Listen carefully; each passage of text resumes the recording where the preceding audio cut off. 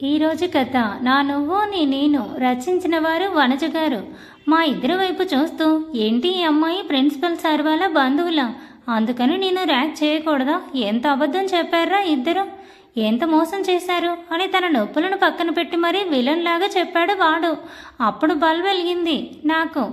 ఎప్పుడో నా first sem first రోజుల్లో ఒకసారి పేరు చెప్పు అని ఏదో అడుగుతుంటే కాలేజ్ బయట నేను లత భయపడుతున్నామని అలా చెప్పాడు. కానీ వాడు ఇంత సాధిస్తాడనుకోలేదు. అయినా నా నాని ఉన్నాడు కదా, చూడండన్నా, ఆ రోజు ఆ అమ్మాయి భయపడుతుంది అని అలా చెప్పాను అంతే అని సర్ది చెప్పే ప్రయత్నం చేశాడు వీర. దాన్ని ర్యాక్ చేస్తే నీకేంట్రా నొప్పి, నీ పని నువ్వు చూసుకోక అని ఆ గోపాల్ గాడు. సీనియర్ అయితే మాత్రం వాడికేంటి రెస్పెక్ట్ ఇచ్చేది నేను. వాడు అంటుంటే దాన్ని దీన్ని కాదు మిస్టర్ గోపాల్, వసుధ పేరు తెలియకపోతే సిస్టర్ అనండి అన్నాడు. ఇద్దరూ కలిసి నాకు బాగా మస్కా కొట్టారు కదరా, అందుకే ఇద్దరిని అడ్డంగా అందరి ముందు బుక్ చేసి నా కసి తీర్చుకోవాలి అనుకున్నా. పైగా దాని వెనక లవ్ లవ్ అంటూ తిరుగుతున్నావు అంట కదా, అది నాకు ప్లస్ పాయింట్ అయింది. పైగా చూడటానికి కూడా బాగుంది, అందుకే ఒకసారి అని ఆ గోపాల్ గాడు ఇంకా ఏదో అనేలోపు ఫేస్కొక్కటి లేని బ్యాండేజ్ వల్ల వాడి ముక్కు బుగ్గలు కందిపోయి, బికాస్ వాడి మాట ఇంకా బయటికి రానిదే వీరా ఉక్కు పిడికిలి వాడి మొహం మీద నిలిచింది. గివ్ రెస్పెక్ట్, తన ప్లేస్లో నీ చెల్లెలున్నా కూడా అలాగే మాట్లాడతావా ఇడియట్, కాలేజ్లో చెప్తామనుకుంటున్నావేమో, నీ వెధవ చేష్టలన్నీ నాకు తెలుసు.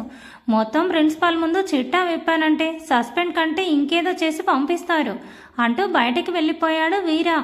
నన్నవాడిని నేను కామ్గా ఎలా వదిలేస్తాను. అప్పటికే వాడు నొప్పికి అల్లాడుతూ అటూ ఇటూ తిరుగుతూ మూలుగుతూ ఉన్నాడు. ఇంకోసారి నన్ను అది ఇది అన్నావంటే నాలుకో చీరేస్తాను. నిన్ను కొట్టాడే ఇందాక కాదు ముందు వాడికి చెప్పానంటే నిన్ను ఏకంగా పైకే పార్సల్ చేస్తాడు అన్నాను. వీరానే ఇంతగా రియాక్ట్ అయ్యాడు. ఇంకా నా నాని అయితే కన్ఫామ్గా చంపేస్తాడన్న నమ్మకంతో మొహం మీద కొట్టాలంటే భయం వేసి కట్టి ఉన్న దాని మీదే పక్కన ఉన్న ఫోర్స్ తీసుకొని టపీ మని కొట్టి ఇంకోసారి నా వైపు చూసినా మా నాన్నకి చెప్తాను, ఆయన వీరిద్దరికంటే ఘోరం, లెసన్స్ చెప్పి కొన ఊపిరితో వదిలేస్తాడు అని చెప్పి ఇంకోసారి ఆ కట్ల మీదే కొట్టేసి బయటికి వచ్చాను నేను. అంతవరకు ఉందో లేదో అన్నట్టుగా ఉన్న లత నా దగ్గరికి వచ్చింది. అనవసరంగా వీరాని అపార్థం చేసుకున్నామే అని లత అంటుంటే నేను కూడా అదే అనుకున్నా కాబట్టి మౌనంగా ఉన్నాను. వీరా బయటే నిలబడి ఉన్నాడు. కదిలించాలంటే భయం వేసింది నాకు. కొంచెంలా సతమతమవుతుంటే వీరానే మా దగ్గరికి వచ్చి మీరు వస్తే కాలేజ్కి బయలుదేరదాం అని చెప్పి వెనక్కి తిరుగుతుంటే సారీ వీరా అని నేను అంటున్నా కూడా వినకుండా వెళ్ళిపోయాడు. పాపం బాగా హర్ట్ అయ్యాడు. మంచివాడిని మంచి అనకపోయినా పర్వాలేదు, చెడు అంటే వాడి కోపం వస్తుంది అని వీరాని చూశాకే అర్థమైంది. కానీ అది నేను తప్పుగా అనుకున్నా అని కోపం మాత్రమేలే, కొన్ని రోజుల్లో తగ్గిపోతుందిలే అనుకున్నాను. ఇంకా నాకున్న ప్రాబ్లమ్స్ తీరిపోయాయి. నన్ను అలా భయపెట్టింది వీరా కాదు అని ఒక క్లారిటీ, వీరా మీద కోపం కూడా తగ్గిపోయింది. మేబీ అంతేనేమో. అందరం తప్పు చేసింది మనం అనుకున్నవారు కాదు అని తెలిస్తే వెంటనే వాళ్ళ మీద అంతులేని పాజిటివ్ ఫీలింగ్ కలుగుతుంది అనుకుంటా. ఇప్పుడు నాకు కూడా అలాగే ఉంది. ఇంకెక్కువ ఆలోచించకుండా బయటికి నడిచాము. వీరా బండి స్టార్ట్ చేస్తుంటే మేము రావట్లేదు అని చెప్పాను. సీరియస్గా చూశాడు వీరా. అంటే ఇంకా 1 అవరే ఉంది కదా, మళ్ళీ కాలేజ్కి వచ్చి ఇంటికి వెళ్ళాలి, అవసరమా, అందుకే ఇంటికి వెళ్ళిపోతాము అని చెప్పాను. సరే జాగ్రత్త అని చెప్పి వెళ్ళిపోయాడు వీరా. ఇంకా నేను ఫుల్ జోస్ అందుకున్నాను. తెలియని హ్యాపీనెస్. వీరా గురించి నాకు ఇంకేం అనిపించలేదు. కానీ ఆ నాన్నని తలుచుకుంటే మాత్రం అబ్బా నా కోసం ఒకడిని కొట్టాడా అనుకుంటూ అర్జెంటుగా పార్టీ చేసుకోవాలి అనుకొని లతను ఎక్కించుకొని పానీపూరి బండి ముందు ఆపాను. ఇద్దరం ఎంజాయ్ చేసి తిని మళ్ళీ జ్యూస్ కూడా తాగేసి ఇంటికి బయలుదేరాను. నా విషయంలో నాకంటే హ్యాపీగా ఉంది లత. ఫ్రెండ్షిప్ అంటే అంతేనేమో, వాళ్ళకి ప్రాబ్లమ్స్ వస్తే మనకు వచ్చినట్టు ఫీల్ అవుతాం. వాళ్ళు హ్యాపీగా ఉంటే మన మనసుకు హ్యాపీగా అనిపిస్తుంది. ఇంకా అరగంట ఉండి హుషారుగా ఇంటికి బయలుదేరాను. మా సునీత ఏంటే ముందే వచ్చావు అంటుంటే తనని పట్టుకొని ఊపేసి సోఫాలోకి వేసేసి నా రూమ్లోకి వెళ్ళిపోయి ఫ్రెష్ అప్ అయి బయటికి వచ్చాను. ఏమైందే నీకు అని అమ్మ అడుగుతుంటే mummy Suni, I am so happy now, వెళ్ళి వేడివేడిగా పాలు పట్టుకొచ్చాయి అని ఆర్డర్ వేశాను. నా తిక్క అప్పుడప్పుడు మా సునీతకి కామన్ కాబట్టి దాన్ని ఇంకా రెట్టించలేదు. ఆ లోపు నాన్న రావడం కూడా జరిగిపోయింది. ఆఫ్టర్ 6 మా ఇంట్లో సమావేశం. నాన్న భుజం మీద నేను. మాకు ఎదురు సోఫాలో అమ్మ రేపు లగ్నపత్రిక రాసుకుంటున్నారు అంట. సునీత మనల్ని రమ్మన్నారు అని నాన్న అంటుంటే వెళ్దామండి అంది అమ్మ. ఇంకా నెలన్నర తర్వాత ముహూర్తం కుదిరిందంట. భాస్కర్ వర్మ కూడా మంచిదేలే, పనులన్నీ ఇంకా మెరుగ్గా బాగా చేసుకోవచ్చు అని అనుకుంటున్నారు అన్నాడు నాన్న. మనకు అది అంత పెద్ద విషయమేమీ కాదు కాబట్టి జస్ట్ చెవులకు ఖాళీ ఉంచలేక పని చెప్పాను. ఇంకొకటి ఏంటంటే సాత్విక్కి మొత్తం ఖర్చు నానినే పెట్టుకుంటున్నాడు అంట. కట్నం కింద ప్రశాంత్కి విల్లా తీసుకున్నాడంట. ఇంకా సాత్వి అయితే పుట్టింటి నుండి అన్ని లాంఛనాలు నానినే చూసుకుంటాను అన్నాడంట అని నాన్న చెప్తుంటే ఆ నాని మనకి ఇంపార్టెంట్ మ్యాటరే కాబట్టి వింటూ ఉన్నాను. అన్ని పంచాయతీలు తేలాయి. ఆ నాని ఫేస్, అతని పేరు తప్ప. మేబీ నా నాని అంత కాకపోయినా ఈ నాని కూడా మంచోడలే అనిపించింది.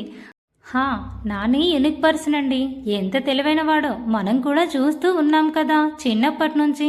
ఈరోజు బెంగళూరులో వివి కంపెనీ అంటే తెలియని వాళ్ళు ఉండరు అంటున్న అమ్మ మాటలకి ఓహో ఆ నానిగారి కంపెనీ నేమ్ వివీనా అంటే అతని పేరు వీతో స్టార్ట్ అవుద్దా అనుకుంటూ వింటున్నా.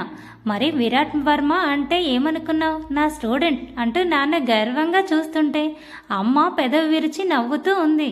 అంతే ఉలిక్కిపడి నాన్న భుజం మీద నుండి లేచాను. నాన్న ఇతనెవరు అని నేను అడుగుతుంటే పండు ఇతనే వర్మ అంకుల్ కొడుకు అని నాన్న అంటుంటే అతని పేరు నాని పూర్తి పేరు మరోసారి అడిగాను. నాని పేరు విరాట్ వర్మ అన్నాడు నాన్న చాలా మామూలుగా. విరాట్ నా పెదవులు పలికే పేరు, కానీ సౌండ్ మాత్రం బయటికి రావడం లేదు. బహుశా నేను ఇన్ని డేస్ నుండి వెయిట్ చేసి ఈరోజు తెలిసేసరికి ఏదో తెలియని భావన. నాకు అయితే ఒక్క నిమిషం ప్రపంచంలో విరాట్ అనే పేరు ఒకటే ఉందేమో అనిపించింది. నా ఆలోచనలో నేనుండగా నాన్న అమ్మతో ఏదో మాట్లాడుతున్నారు. మళ్ళీ పోయేదేముంది, ఖాళీనే. నేను కూడా విని తరిద్దామనుకొని వింటున్నాను. ఎవరి గురించో అయి ఉంటే వదిలేసేదాన్ని, బట్ నాని గురించి కదా. అతని పేరు తెలిసింది, మరి తన గురించి తెలియడం కూడా మనకు అవసరమే సుమా. ఏంటండి?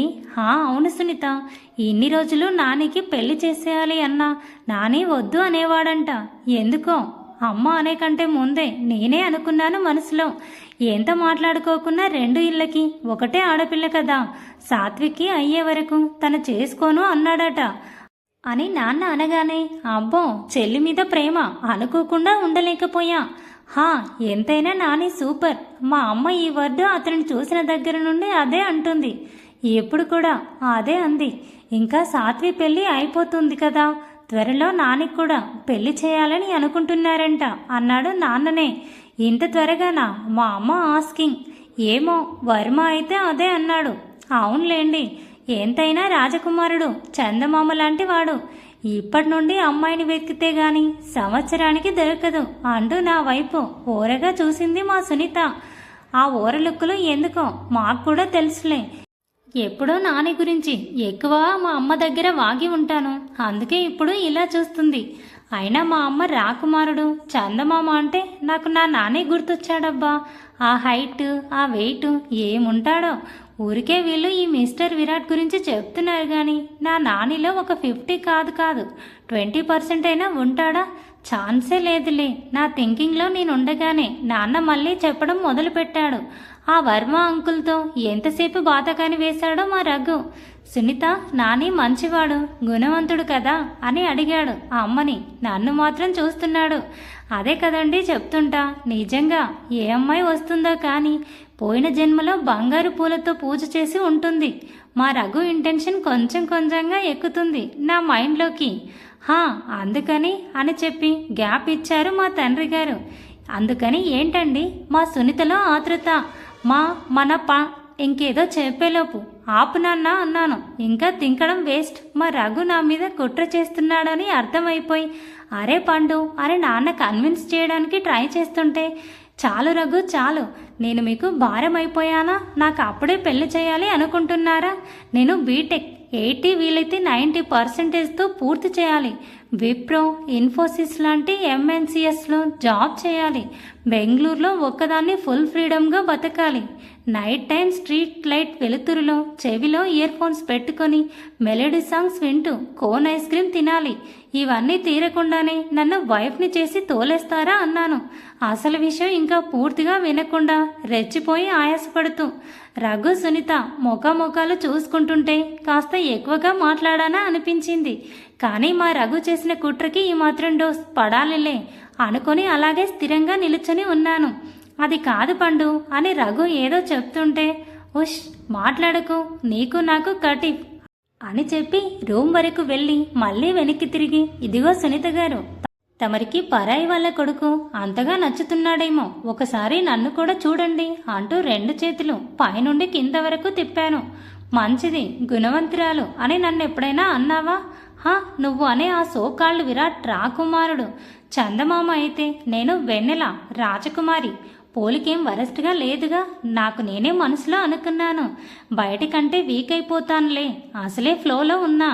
నీకు అర్థం కాలేదేమో, నన్ను చేసుకునే అతగాడు కూడా పూర్వజన్మలో బంగారు పూలతో కాదు ప్లాటినం పూలతో పూజ చేసుంటాడు అంటూ కురులు బుగ్గ మీద లేకపోయినా ఉఫ్ అంటూ ఊదుకొని విలనీసం చూపించి రూమ్లోకి వెళ్ళి పడికేసేసా. అంటే అది వాళ్ళ రూమ్నే లేండి.